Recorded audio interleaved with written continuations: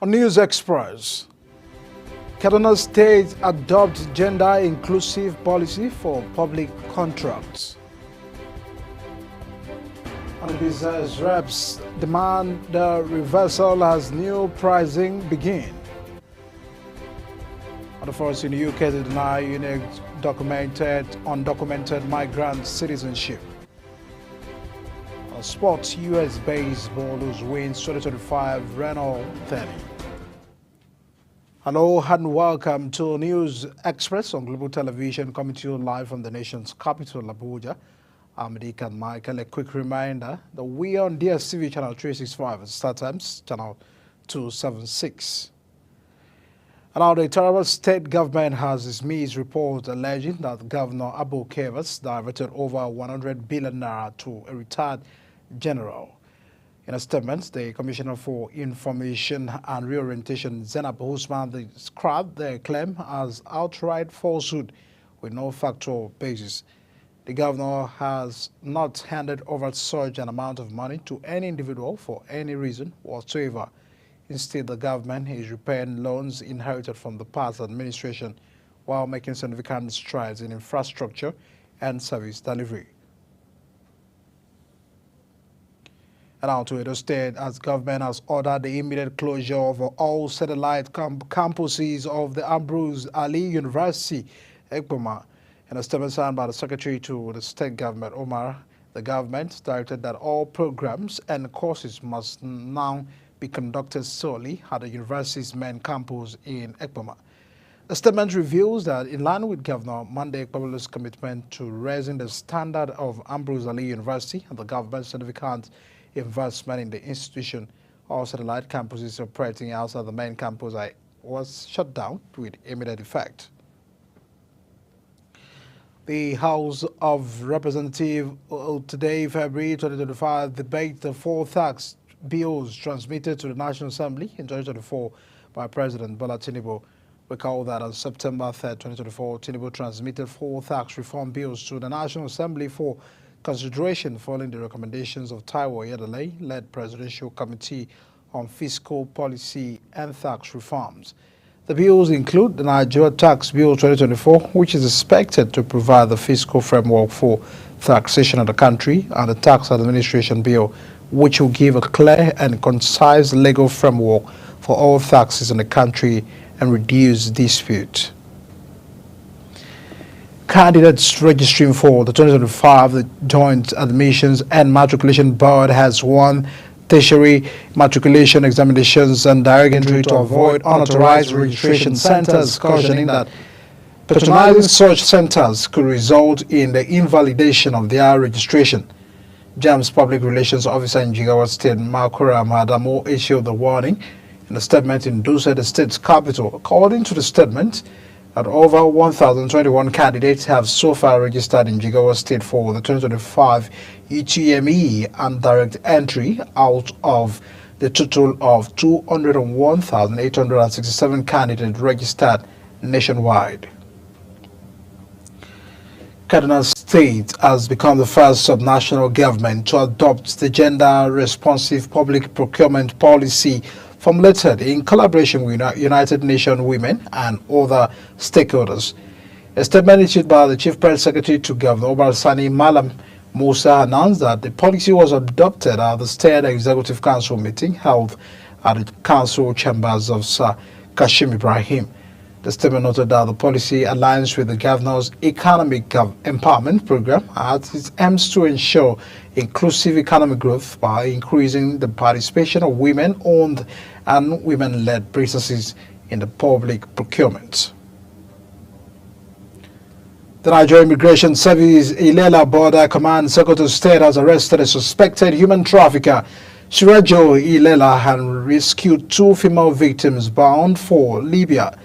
The controller of the command, Tony Akudeme, says this in a statement issued by the command public relations officer, Abdullahi Mohammed, here in Abuja. He said that the 2 victims, Maryam Akinosi, 40, from Ogun State, and Olotunde Abidamif, 26, from Oyo State, were found to be traveling without any valid document. He also said that their preliminary investigations revealed that they were on their way to Libya. Benue State Governor earlier has unveiled symbol to serve as unique identities and pride of the state. The governor, while performing a unveiling ceremony, commended efforts of the screening committee for living up to their mandate within the record time. A correspondent, Felicity Ndare, has a report. The Symbols Committee was inaugurated on the 20th of January 2025 with the task of screening unique identities for the state, including its logo, anthem, and flag. 14 days after, the committee is done with the task of screening entries and are here to present their reports. Chairman of the screening committee, retired Justice Augustine Utaha, while presenting their final choices, said the initiative of selecting unique identities for the state is long overdue. Retired Justice Utaha, who described the initiative as a remarkable one, noted that it further demonstrates the governor's quest to develop the state as evident in his policies and programs aimed at improving the well-being of the populace. Your commitment to infrastructure development is legendary. Your focus on agriculture is inspiring, and your attention to human and capital development is most welcome. Governor Hyacinth Alia, who appreciated the committee for the timely completion of their mandate, said the symbols are important tools for the promotion of the state's identity, heritage, and culture. He assured the people that the symbols will be used to brand Benue State to attract tourism and investment opportunities. And I would also like to appreciate everyone who made entries for the state symbols. Your creativity, imagination, and enthusiasm are what made this project a success. Whether your entry was selected or not, please know that your contribution is valued and appreciated. An executive bill is to be submitted to the State House of Assembly for passage into law and assent by Governor Alia to become official state symbols. In Makudi, Felicity Ndare, reporting for Global TV News. And our Benue State Government has signed a memorandum of understanding with Abyss Premium Livestock Processing Limited to build, transfer, and operate on automated livestock plants in the state. A correspondent Felicity Ndare reports that the processing plants will be done under a public-private partnership for Benue State Government. We'll bring that report very shortly. And now the Nigerian Senate's adjourned plenary earlier to enable its Committee on Appropriation puts final touches on the 2025 budget for possible presentation and deliberation. And our President of the Senate, Godswill Akpabio, disclosed at the National Assembly in Abuja. Ogochukwu Mabona has the details. We'll bring that subsequent bulletins. The Supreme Court has reserved judgment on the appeal filed by the All Progressive Congress seeking to nullify the Rivers State local government election conducted on October 5th, 2024. During the proceedings, the Apex Court announced that a new date for the judgment will be communicated later after all parties in the suit adopted their processes. Justice Peter Alifi of the Federal High Court in Abuja had previously restrained the Independent National Electoral Commission from releasing the voters' register to the Rivers State Independent Electoral Commission for the conduct of the election. No fewer than 12 people have died from Lassa fever in Ondo State, with 112 confirmed cases and 353 reported infections, the state government has disclosed. The acting Statistician General of Ondo State, Lushola Ajayi, revealed these in Akure while addressing workers of the Ondo State Waste Management Authority. Ajayi urged the agency to collaborate with health stakeholders to ensure a cleaner environment and help curb the spread of the disease. The Nigeria Police Force has been interrogated by the Senate over 3,907 missing assault rifles as contained in the 2019 audit report by the Office of the Auditor General of the Federation.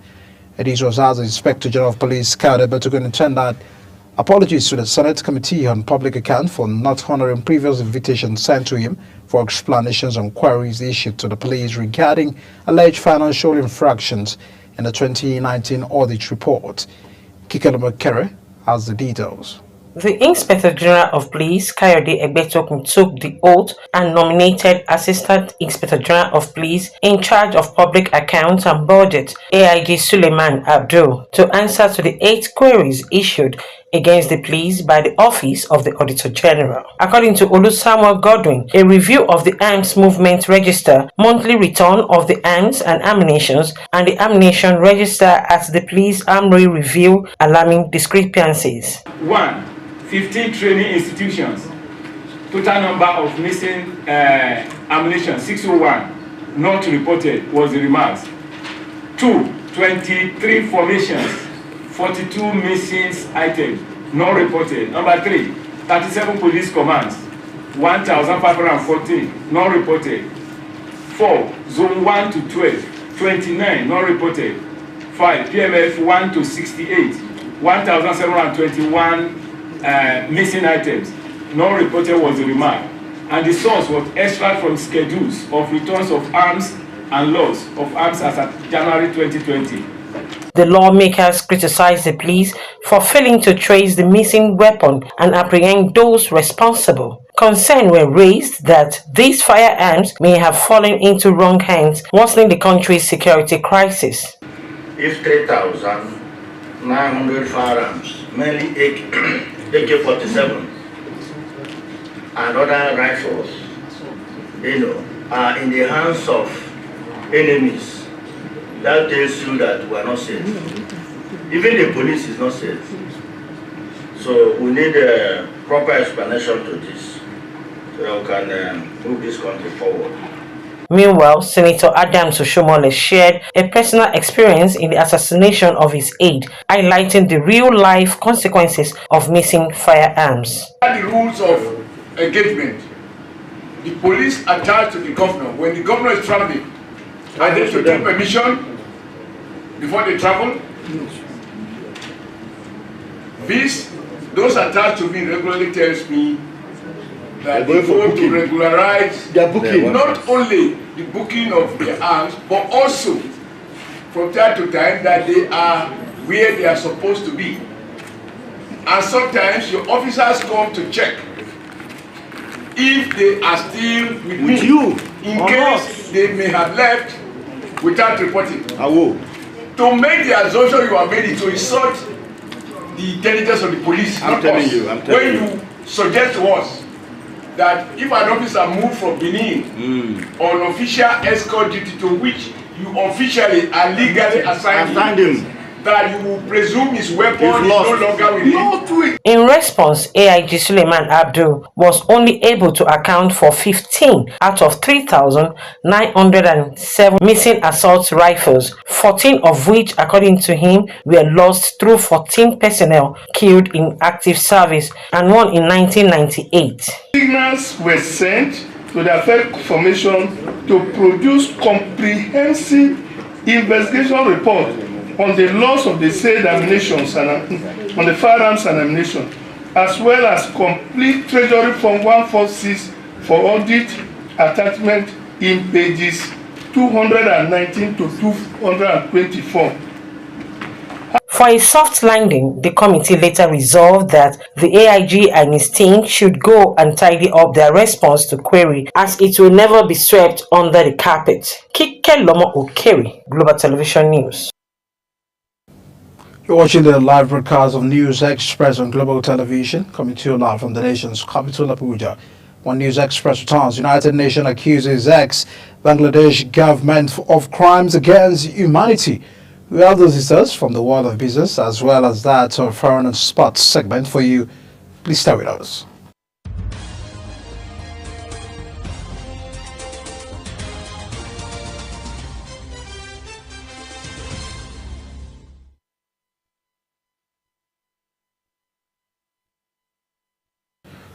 Welcome back, and many thanks for staying with us. And now to business news. Nigerian telecommunications operators have stated they have started implementing the long-awaiting 50% tariff hike following the regulatory approval from the Nigerian Communications Commission as lawmakers moved to halt the rollout citing economic hardship. The House of Representatives directed the Telecom Regulator and the Minister of Communications, Innovation and Digital Economy to suspend the tariff increase, arguing that Nigerians cannot afford higher telecom costs amid the rising inflation and the removal of fuel subsidies. The tariff hike, which has been cleared by the NCC, was scheduled to take effect nationwide starting Monday, while MTN, the country's largest telecommunications provider, had already started implementing the revised rate as of Tuesday. Other key players, Glo, Airtel and Naya Mobile, had yet to release their new pricing structure. Keystone Bank has confirmed that it is now fully owned by the federal government of Nigeria, saying that the takeover will enhance its stability and facilitate a smooth recapitalization process. The bank disclosed this in a statement on its Instagram page following the ruling by the Lagos State High Court Ikeja. The court ordered the forfeiture of shares previously held by the bank's former shareholders, effectively transferring ownership to the federal government. Dangote Petroleum Refinery and Prochemical says it has reduced the cost of its diesel to 1,020 naira per litre, down from the 1,075 naira per litre at the gantry price. In a statement, the company said the reduction was to better serve its customers and Nigerians in general. Recall, when it began diesel production in January 2024, the refinery had reduced the price of diesel more than 3 times from an initial 1,700 naira per litre to 1,000. Recently, the refinery also reduced the ex-depot price of the petrol from 950 naira to 890 naira per litre. About one, the World of Business, Securities and Exchange Commission has announced plans to sanitize state governments on investment opportunities in the capital market as part of effort to drive wealth creation and economic growth. The Commission's Director General, Emotomi Agama, disclosed this during a meeting with a delegation from the World Bank Group and the International Finance Corporation in Abuja. Agama stated that the Commission aims to enhance the understanding of financial markets, investment strategies and regulatory framework among state governments to help them maximize their economic potential. The British government says it has toughened immigration rules to make it almost impossible for undocumented migrants who arrive on small boats to later receive citizenship. Under new guidelines, migrants arriving by sea or hidden in the back of vehicles will normally be refused citizenship. Home Office spokesperson said this guidance further strengthens the measures to make it clear that anyone who enters the UK illegally, including small boat arrivals, faces having a British citizenship application refused.